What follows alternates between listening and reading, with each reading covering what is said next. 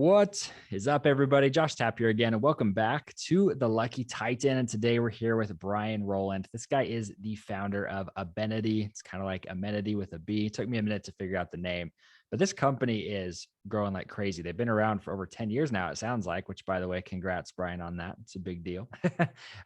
6 times Inc. 5000 company. I mean, these guys have really proven their growth and their ability to actually run a 90% remote team or almost 100% remote team, which is nuts with the size of company they are. So, Brian, excited to have you here, man. Say what's up to everybody and we'll hop in. Thanks.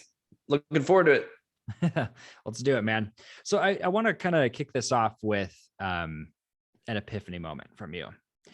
I want to know kind of what that moment was that you realized this has some legs. This idea has some legs and can grow. Because Abenity was your baby, right? Yeah, that's a great question. I think for me, the epiphany moment, there's that leap of faith where it's like you have the idea and you have to share it with somebody. I needed to get my brother's buy-in because he's the software developer guy. I was the marketing kind of sales guy, and he was surprisingly in. We're in our young 20s at the time, so he's probably. I'm 26. He's 23. He's still getting his master's degree, finishing that up. I'm in my first few years in full-time job doing sales. I think my first epiphany moment was when I went to the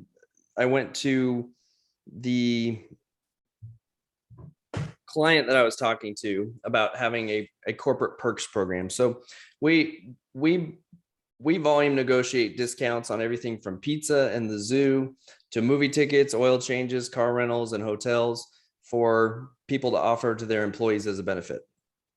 We do that for large groups such as US Bank and MasterCard and these big Fortune 500 companies, all the way down to we have small business plans for less than 150 employees for as low as 150 a month. And they all get access to the same discounts. And we brand those programs to look like the company. And so my epiphany moment was, I remember exactly where I was. I was standing in the parking lot on my lunch break at my current job at the time and talking to a customer. And I said, hey, we could, it's a program, a perks program's free because that's the model that was kind of out there at the time. Now, it's not currently our model. We discovered we could add a lot more value for the people by subsidizing, by giving the deepest discounts away to the employees. We didn't take from back-end revenue. We give the back-end revenue to the employees as savings. It requires us to charge a low subscription fee to the clients. And it allows us to offer deeper discounts than AAA and AARP are offering, which makes it a really good value prop for companies.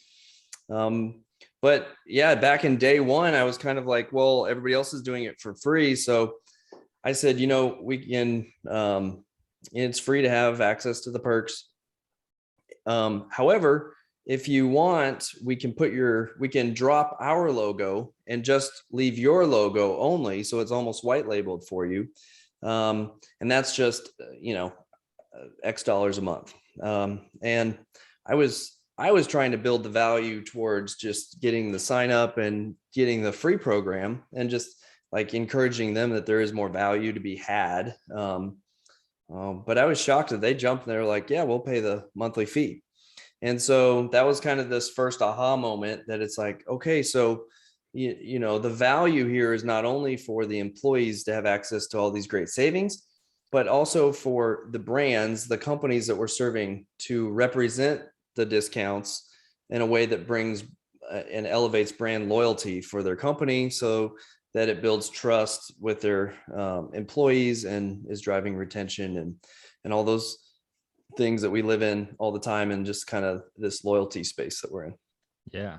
It's a great question. Awesome. Well, it's kind of funny to find that like a lot of times some people it's, the apple hits them on the head and the idea just comes out of nowhere. Some people it's like, well, it's just logical. Let's just test it. And I love that. Yeah, exactly. Like your story is literally that it's like, what? It just made sense. Yeah. It was a pretty easy sale. It seemed like. Yeah, exactly. I think we can all remember that first sale too, with a lot of, excitement, because that was one of those moments where you're like, okay, it's worth it. Like people are interested in this. um, well, that's cool. So I want to ask you this, because I think this has been like two big topics I want to discuss with you, are really like how you built the community, but also how you built your team to be a community. Um, how did you attract such a massive community of people to be so interested in what you're doing? Because, and I don't mean this to be offensive, but it's a pretty unsexy industry, right? The benefits industry. It's like Yeah. insurance. People are like, yeah, we'll offer it to our employees. Like, how did you build a community around that? Yeah, well, that's one reason that we really stick out in this loyalty and benefits kind of space is um, we're not selling insurance. We're not an insurance provider. We partner with brokers and other folks to do that. So, a lot of the HR folks that we sit down with, we're coming to talk to them about, hey, we've got free chips and a drink at every Quiznos for your people this year. We got 30% off at Papa John's for your people this year. We've got 15% off oil changes at Jiffy Lube this year. The Disneyland discount just went up by another percentage point or two, which now we're offering e-tickets at Six Flags, so your people can have your logo on a ticket they take straight in. So we're always talking about things that are pretty entertainment driven. We kind of call it our space entertainment benefits, because we're heavily focused in those recreational things that people are doing. But really from there, we have a fully distributed team, fully remote team. I've been doing that since day one. And for us, we didn't expect it to become this way, but on day one, my brother and I started really a social mission with our business, where we defined an output to a cause for every input into the business. And, we picked the biggest thing we could think of at the time, which was extreme poverty. And extreme poverty is, you think about poverty and you're like, that's a big deal and it's a big problem. But extreme poverty is, kids who are walking 5 miles for their family to get water for the day or two. And because of that, they're not able to go to school, and the water's not clean. So they're still all getting sick. And the parents are deciding which of their kids they can feed today. That's extreme poverty. That still affects about 500 million people worldwide. And so it's a big problem. And the United Nations kind of has it scoped out to eradicate it by the year 2030. So we're 10 years in, we got 10 years left, and it's a pretty exciting thing to be chasing after. So that gave my brother and me a motivation that was outside of our business to fight for. And as we built our team and communicated to our team members about this, we were really interested to see that they were equally as passionate about having a cause outside of the brand to fight for and get excited about. And with that really not only aligned our why as a company, but it created this shared purpose as a team. And then that shared purpose started kind of oozing out around on the people around our people. So it hit our merchant partners, it hit our suppliers, it touched our clients.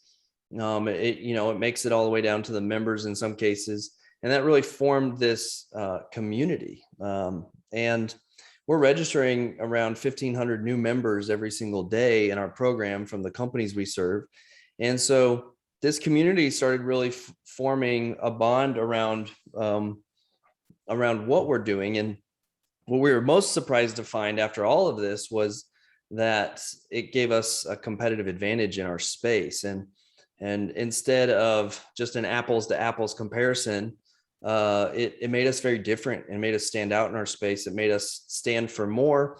And that made us really attractive to a lot of companies that chose to use our services, and something we're really serious about. As of last year, we just crossed over $1 million of direct giving towards that cause, directly from that same formula that we created a decade ago. So that was a really exciting thing.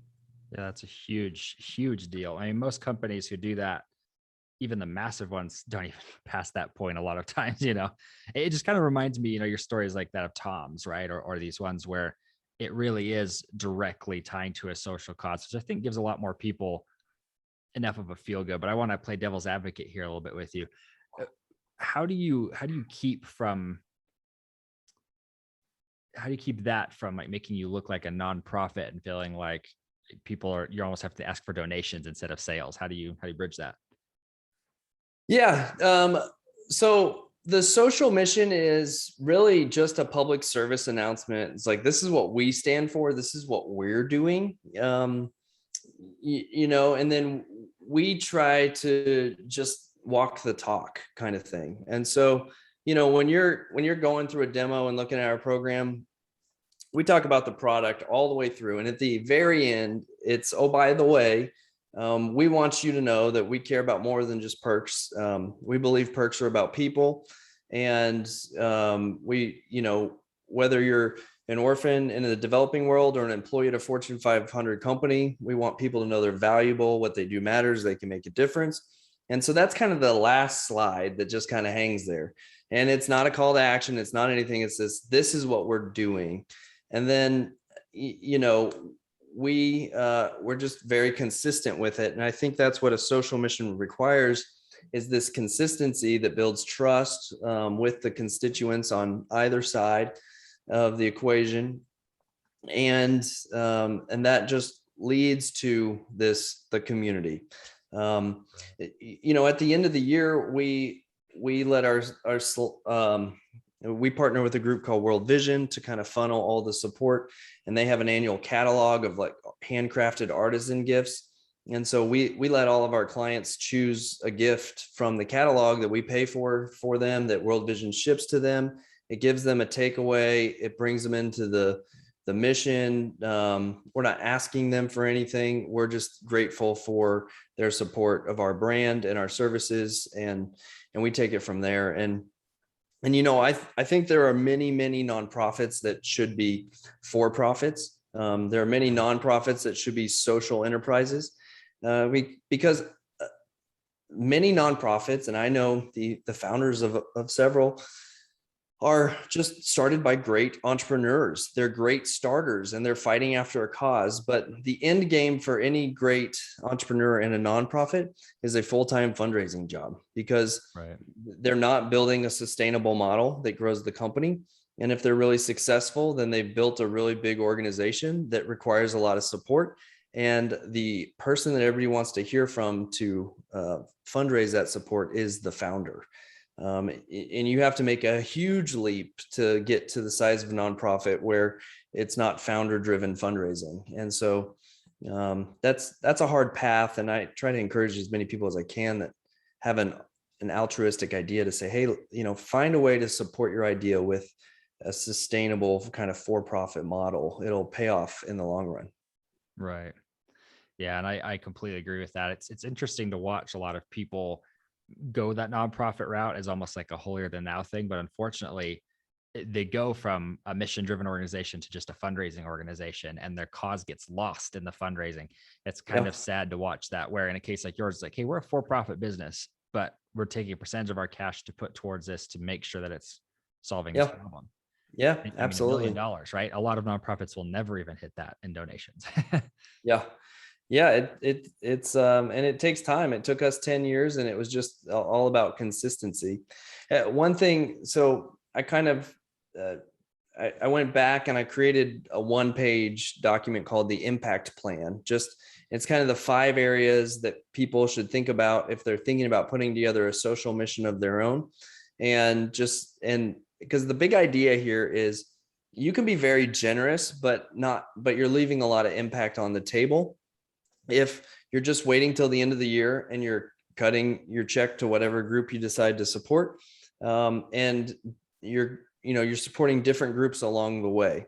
Because if you're doing that, you're very generous, but you don't really have a story to tell, to share with others. You can't really rally other people around it and get behind it. And so when you focus your generosity around a social mission, that consistency builds a lot of trust and gives you something that gives you a lot of momentum that you can use to drive drive that mission forward. And that's really the difference, I believe, in a social enterprise and just, kind of generosity as a founder, or corporate social responsibility, where you're just trying to check a box to, make sure the community feels good about what you're doing. Right. I mean, it's like you're saying, it's almost like interwoven into what you're doing. It doesn't have to be like the entire purpose of what you're doing. Yep. Love that. Yeah, exactly. So for you, we talked about this, kind of touched on this a little bit, but you've been running this team remotely, right? And you have a large company. And so I want to know how you're effectively managing those people. You've written articles on this and everything as well, but I want to know like how you're scaling quickly. But on top of that, how you're managing that growth. Yeah, well, that's a great question. So I was in the fortunate position a year and a half ago, February 2020, to be able to hire a CEO to take over and run our business, and promoted our COO to president. And that really set us up for kind of this next level, where we're intentionally exiting this kind of entrepreneurial environment in favor of the kind of more mature, growth oriented company that we've become. And I said, hey guys, your first task is to go global, manage a global pandemic. It's like, good luck, because that just swept in Run. shortly after these new roles. That was a lot of fun. And for us to get where we are, I wrote an article on my brianrolland.com website called Stop Sending Internal Emails. And the big idea of a fully remote team is that you need to have a certain set of rules of engagement for communicating. Being fully remote requires a lot of trust and respect on both sides. And so that's really important to obtain. And so gaining that trust is not just easy. You don't extend the trust without good reason to extend it. And so we are in the habit of, as far as possible, hiring within 2 to 3 degrees of separation of any existing team member first. And, when you're not limited by a geography, that's a pretty big talent pool.